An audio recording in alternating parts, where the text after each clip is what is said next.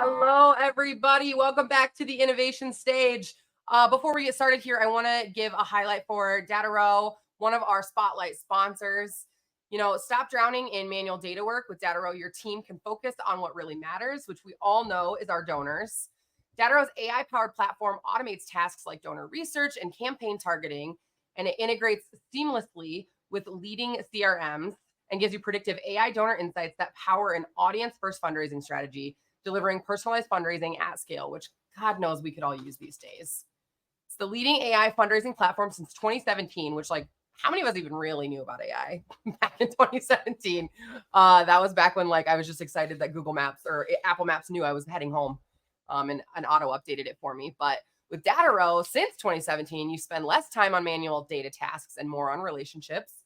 You understand donors better with predictive AI that uncovers who's ready to give and when. Gosh, wouldn't that be nice? Automate donor research with AI generated prospect reports and engage donors more meaningfully across annual giving, recurring giving, planned and major giving. By taking the busy work off your plate, Dataro helps build capacity in your team and bring more humanity into your fundraising so you can secure the support your mission deserves. Oh, sorry. By taking the busy work off your plate, Dataro helps build capacity in your team and bring more humanity into your fundraising so you can support the support your mission deserves. Book a demo or get started today with 5 times free donor reports per month. We'll get a call to action here, but it's just dataro.io/get started. All right, now we have a short video so you can learn more about Dataro. Maybe. Oh, don't mind me. I'm just the dog, right? I've sat through more of these fundraising lunches than I can count. It's the same script every time. But they don't know my dad like I do. They don't know that he's got a huge soft spot for kids, sports, and education. They don't even know my name. And who do you think really makes the decisions around here? And you must be Buster. Okay, you've done your research.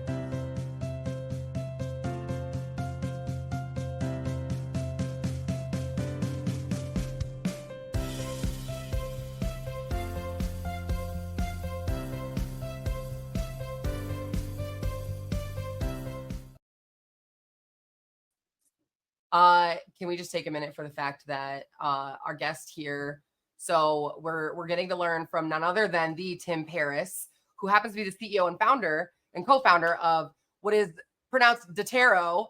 And I think I'm going to call it Dataro from now on because of the accent that you're about to hear. Dataro is a data science company helping charities improve fundraising with advanced analytics and AI. Tim holds a PhD in cognitive neuroscience. I am not worthy. And he has a background in psychology, academia, and startups, bringing deep expertise in applying data science to drive social impact. Please shout out in the chat.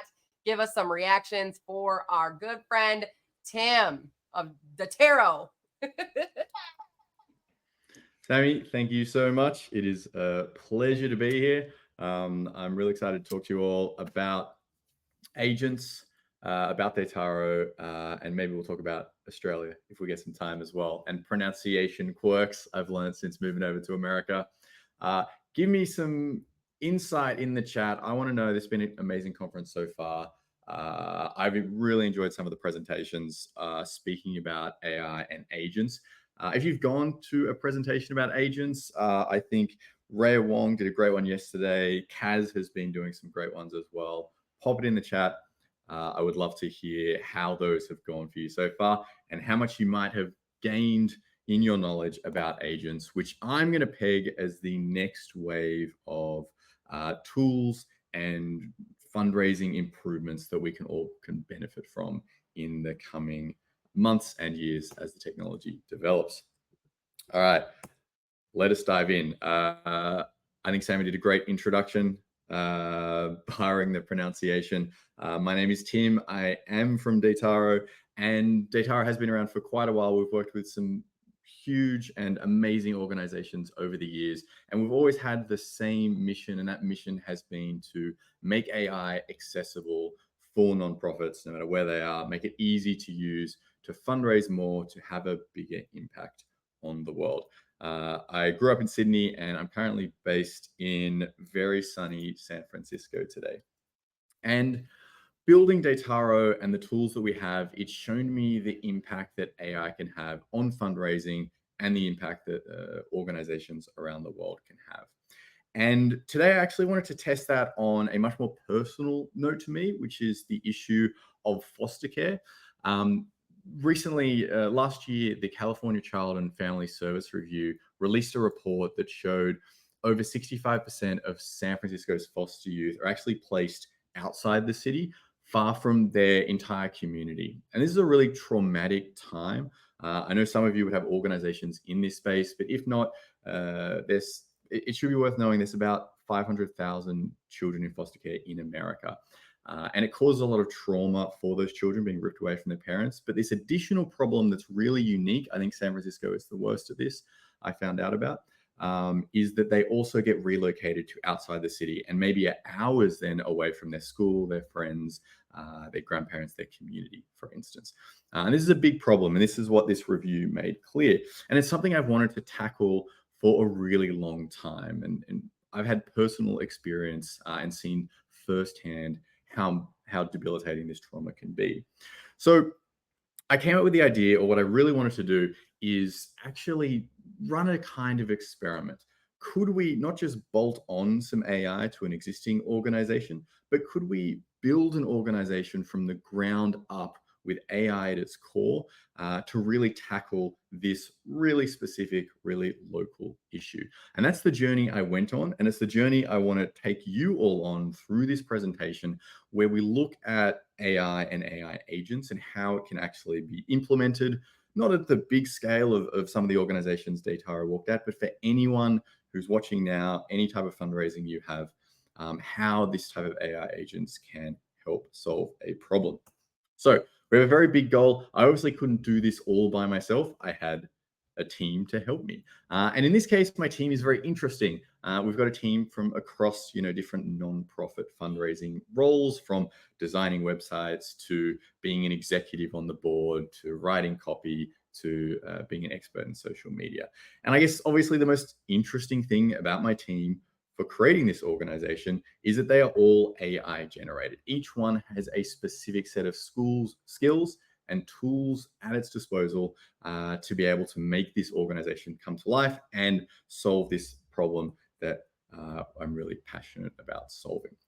So if anyone had talked to me a couple of years ago, or even 1 year ago, and said this was what they wanted to do, build an AI native charity, I said, this is impossible.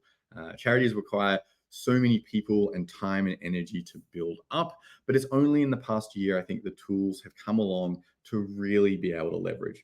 Now, it was 2 years ago that I was actually presenting here for fundraising.ai.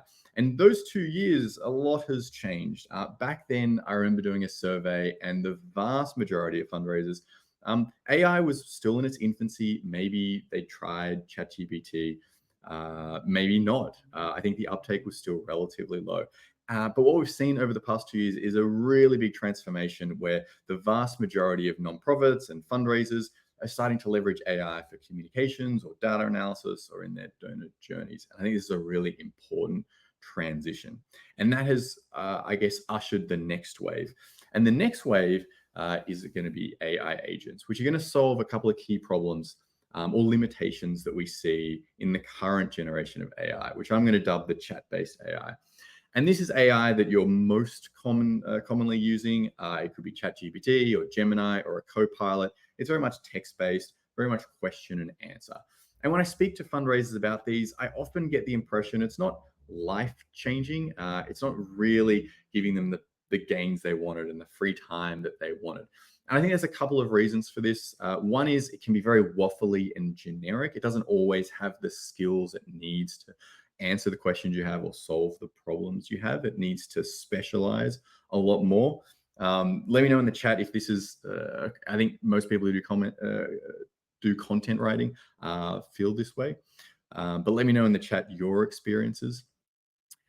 Another issue is that it's only one step of a much larger process. I think the most common use case for AI is drafting an email or drafting content. And that's just one step out of this entire workflow, which might start at a brief, that was ideated on and worked on across a team, all the way to building an audience, creating that copy, drafting it, reviewing it, creating designs, layouts, marketing collateral, etc. So that one step, sure, is great, but how can we leverage AI to do more of that teamwork? And this is what I encourage everyone to think about as we talk. It's about how we embed AI in our teams, not just as a tool that one of us can use every now and then.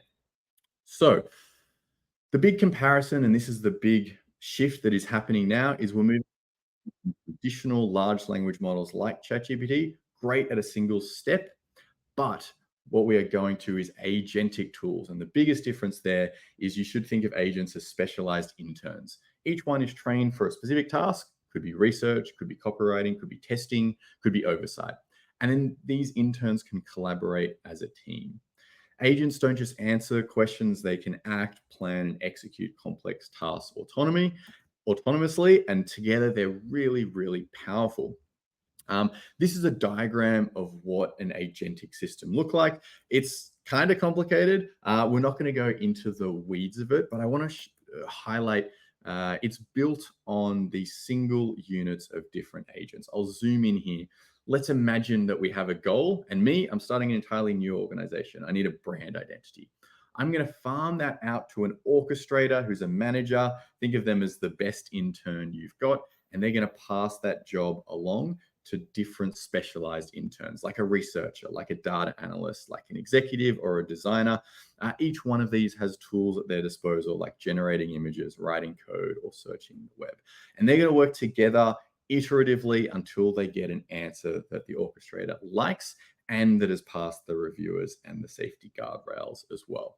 So we can see here, we're not just asking one LLM, one ChatGPT, we're asking many of them.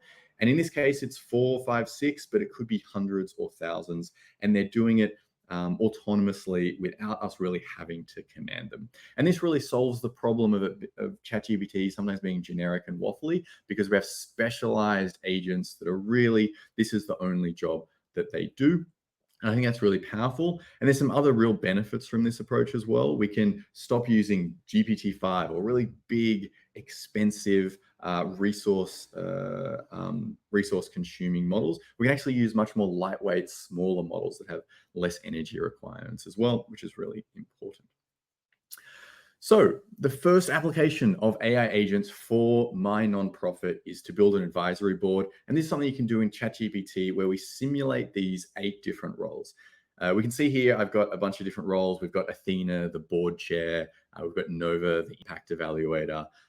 We've got Ledger, the treasurer, for instance. And importantly, each one of these roles has their own set of information and detailed instructions specific to them. Now, you could ask ChatGPT to give you an advisory board, but what makes it really shine and stop it from being generic information that it errs towards is you will actually get a conversation between each of these different board members, right? So you'll see what Athena says to Nova and what Nova says back to Ledger. And through that conversation, you actually expose far more deep insights that you otherwise wouldn't get. And that's the really powerful part of these agents. And I just checked the chat.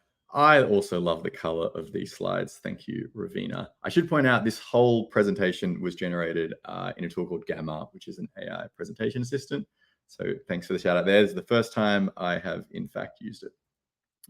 So what's the output of this whole process? We've created our agents. We've done something better than ChatGPT. How are we going to go and build this charity? Well, this is what my advisory board recommended. There are 10 things in here, and this is what we're going to go and build together and show you whether it's good or bad. AI is not great at absolutely everything, of course. So what I want to show you is where it really nailed the brief and some places where it didn't. Of course, what do we have to do in here? We have to build a website. Absolutely, every charity needs one of those. We want to run our first campaign, so we need a brief. We need a brand identity. We want to prospect for our first major donors, for instance. So this is an example of what the board came up with, which seems like a great place to start when building out this charity. So let's go to challenge number 1. The first challenge is building a website. And I honestly thought agents would be amazing for this because you can break down building a website into a number of discrete components. that agents would be great for. Like an agent to be really good at visual design and creating those color schemes. In fact, this tool, this Gamma tool, created a great color scheme for this presentation. Agents for copywriting, agents for the user journey and the narrative. But this was my first foray into it, and I tried a number of different tools, Squarespace, Wix, Chariot. They all have AI agentic tools to build websites. None of them perform particularly well. This is an example of Squarespace providing me a kitchen because it thought that was particularly relevant to supporting the cause of relocated foster children. The color scheme is horrible. The text doesn't make any sense. It didn't do great. Chariot was my favorite one out of these, but for whatever reason, agents aren't quite there for website building. The interesting learning that I actually had here was that the templates that website builders have these days are actually a much faster way to get to an outcome. There are thousands of great templates that you can adapt. You don't need to start from scratch that these agents are doing. They're starting at really nothing and building everything up from there. And that seems like maybe a job too far. But I hold out hope for the future. I think almost certainly this will be solved later on. So challenge number 2, we want to run our first fundraising campaign. And to do this, again, we need a team. We need a bunch of different agents, some that are really good at setting goals and defining the audience and segmenting them, some that know which channels to choose and why, and what the theme we should be going out with that's going to resonate to that audience. Then, of course, we want to generate the content and build everything together. And this is actually something I call a big success. These agents were able to work really well together. Firstly, on the left, we see to create a brief, something that included like a report of all the information that they had discussed together, the pros and cons of different strategy, and then aligning and going through that iterative process to define an audience that we can target with Facebook ads, and then actually to go and create those Facebook ads themselves, to create the content for it, to create the images for it, etc. So now we're actually ready using those agents to run our first campaign. But there was one thing that I think is really important at this stage before we go and just spend a bunch of money on ads, which might be really inefficient. And that is we want to know whether those ads will resonate. We might have some really great ideas for our audience, but without actually asking donors, it's really hard to know if those will resonate. Now, I'm sure many of you have done this process before. You can talk to donors. Of course, that is probably the best way to get their feedback. You can run campaigns and see how they go, and you can A/B test them, but that takes a lot of time and money. You can do focus groups, but this is really expensive and something we don't see too often. So that adds up to not something I'm able to do in the short term. But shout out to anyone who has done focus groups in the past. I'm really curious. I think the most common thing I see are newsletters and surveys that donors can put in. But even then, I see the response rate is really low. You don't actually get that representative sample as well. So I think this is a bit of a challenge, but actually something that agents can help solve. And I'm really excited about this type of solution. So before we had agents actually simulating and imitating the voice of an executive, for instance, or a content copywriter to create those Facebook posts. But what if we use agents to actually simulate the donor themselves?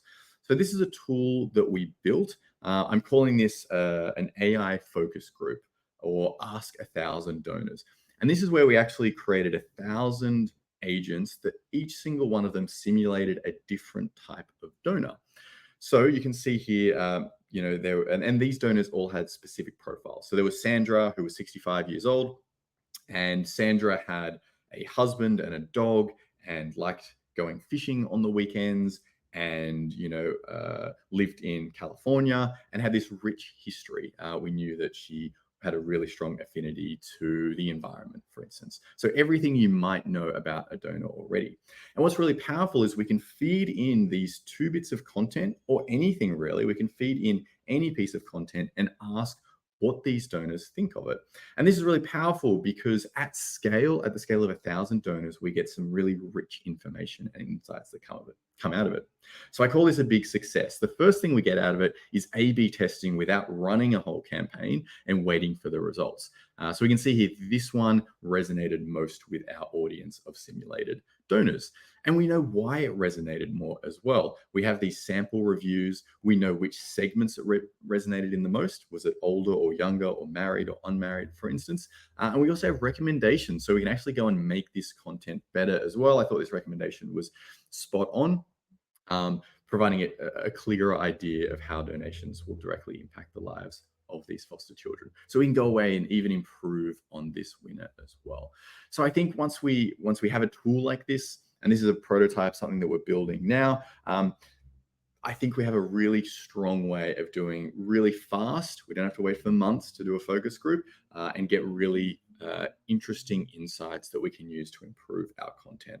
Now, if you have I'd love it if you drop in the chat. If there's a question that you want to ask your donors, but maybe you don't have the budget for, actually doing a large scale focus group, or maybe you don't have the time, what questions would you ask your donors if it cost you nothing? You could ask them anytime, night or day. You could ask particular segments, or you could ask particular age groups, particular types of donors, like monthly givers, for instance. I think there's a lot of things that we can be asking our donors. Of course, this doesn't replace talking to donors. That is, of course, very important, but we can't talk to donors every time we have a new campaign or a new Facebook piece of content. So I think it's a really powerful tool that showcases what agents can do.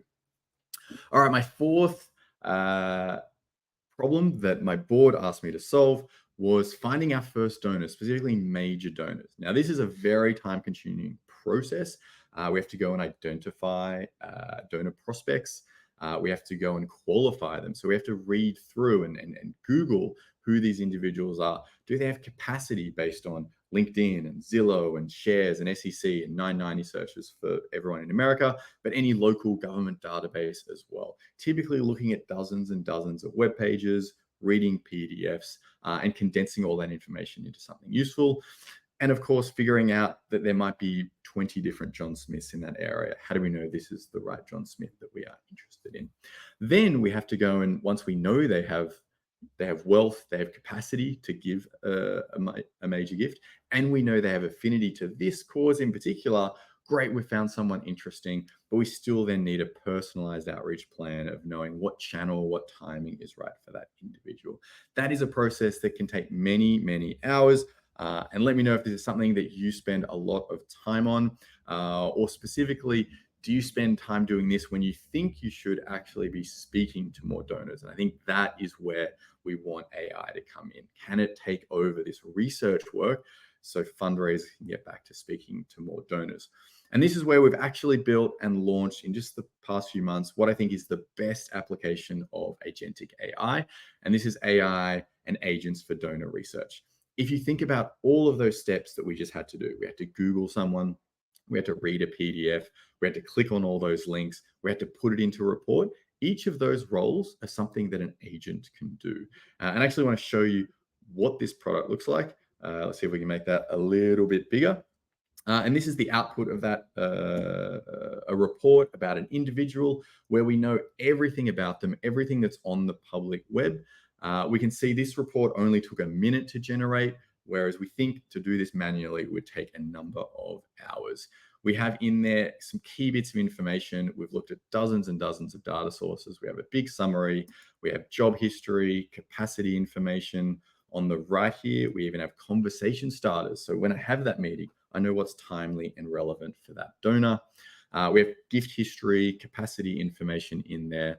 And what's great about every data point in here, you can click on any of them to see the actual underlying source. This is all in the public web, so you can go and confirm like where this information come from. And I think that's a really powerful thing for trust, especially with tools like AI. There's due diligence in here, SEC, shareholdings, affinities to different causes, and many more. So me now starting this organization, I know that this individual has a great capacity and a great affinity to my cause. I can also get really granular, and this is a problem I see with existing wealth scanning technologies, is that we might be able to find someone who is interested in human services, but that is a very broad affinity group. We've been able to build an AI search. It's called a vector search, where you can actually search for something far more granular. You can search for who is interested in supporting foster children in San Francisco, and then we get a really strong match to someone who's given many times before, has a strong capacity, and is really interested in children's advocacy in particular. So I think that's a really powerful use Hey, of Tim. the agentic technology. Yes, Sorry, Annie. I got to pop in here. We're running out of time, and we've got to make sure we've got time for our next session here. You've got about 30 seconds. You want to wrap up, and then we'll make sure folks know where to find you in the lounge. That is okay. I got 30 seconds. Let us jump to a summary of the 10 things the board gave. We were able to successfully use agents to deploy most of them really successfully. Here is the stack that I use. If you want to know more about that, or if you want to know about Prospect AI, please jump into the lounge. I wanted to end on this note, though, that fundraising really is a human-to-human engagement. AI is not replacing that, and hopefully I've shown to you with some of the tools here, it should be giving back time to do more of the human-to-human work. I think Prospect AI and research is a great example of that. But if you want to jump in, if you want to sign up for a free demo of that, please go to this website. If you want to jump into the lounge and talk more about AI native charities or the prompts that I use, I'll see you in there. Thank Thank you you all. so much, everybody. Give it up for Tim. Amazing work. Amazing work. Like he said, they're offering an exclusive deal for fundraising AI participants. So make sure you go check that out. Go hang out with Tim in the lounge, and make sure you hop over, give us some feedback. Let us know what you thought of his session. We are so excited to have Tim and Dataro. And I mean, there's so many things I can take from that session, but I want to make sure we have time to hop over and get into our next session. So I want to show you how you can get into the speakers lounge really quickly. If you see there's reception, you click lounge and you go find Tim's lounge. I would highly suggest anyone that's got the time and interest, head on over there. Super jealous. Somebody report back. We're going to head over. You can check out what's happening on the schedule. Make sure you do so. We're going to hop over and listen to Amy Your AI Project, Feminist AI in Latin America. Remember, go ahead and check out the schedule on our session here, and we will see you over in the next session. I hope to see you all soon.